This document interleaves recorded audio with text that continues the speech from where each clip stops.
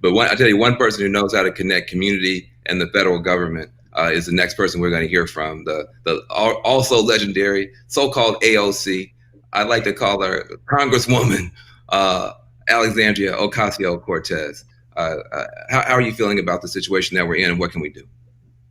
Thank you so much, Van, and thank you, Diddy, also, because something that you said in the very beginning of this is that you're branching out and doing something that you've never done before, and that's really what this moment calls upon all of us to do.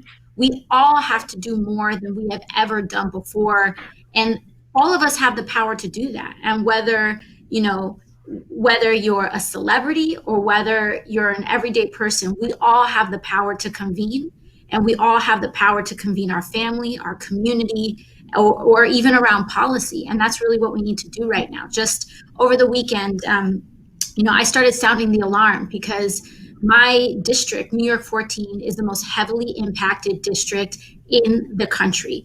Out of the top 10 zip codes in the United States most heavily hit by corona, 5 of them are in my congressional district, and including the number one neighborhood, which is Corona, Queens.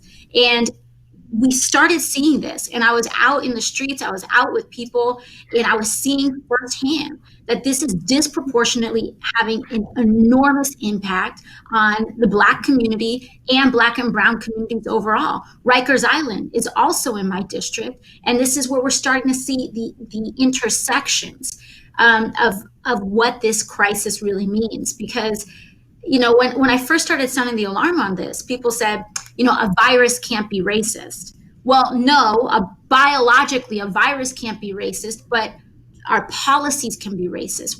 There's a history of racist policies. And just like we saw with Katrina, just like we saw with Hurricane Maria, when a natural disaster comes in, or when a virus or a pandemic comes into a community that's already been weakened and ravaged by policies like mass incarceration, redlining, the war on drugs,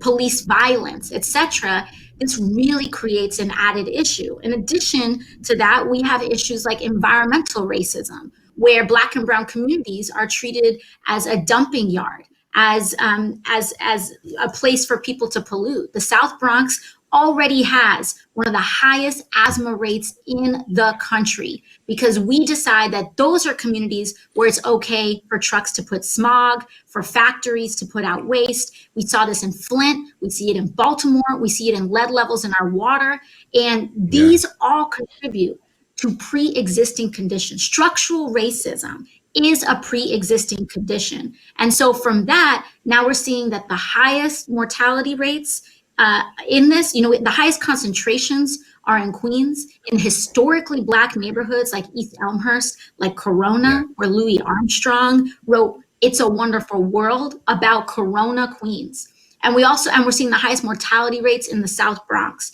So it's no coincidence, but it's up to us to connect the dots, because when we try to pursue race blind policy, what we're doing is that we're pursuing and advancing policy that denies the impact of racism in this country, which means it does not solve our problems. Congresswoman, this is one thing I need you to kind of break it down for us in a little bit more layman's terms. Like, people are dying out there right now. And when they hear policy, that's when we kind of lose the generation that we really need to take a lead on this. So what could you say to them to kind of break it down in a way that they'll understand it, of what to do right now? And do you agree, because I call this life or death, and we sounded an alarm, do you feel like this is a life or death situation? Oh, it is 100% a life or death situation.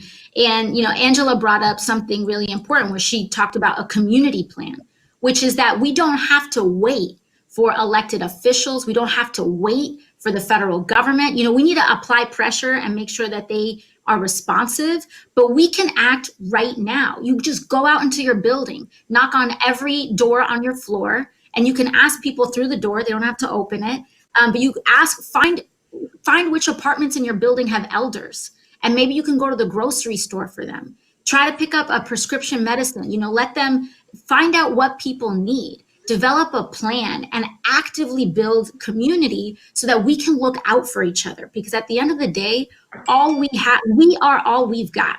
We are all that we've got.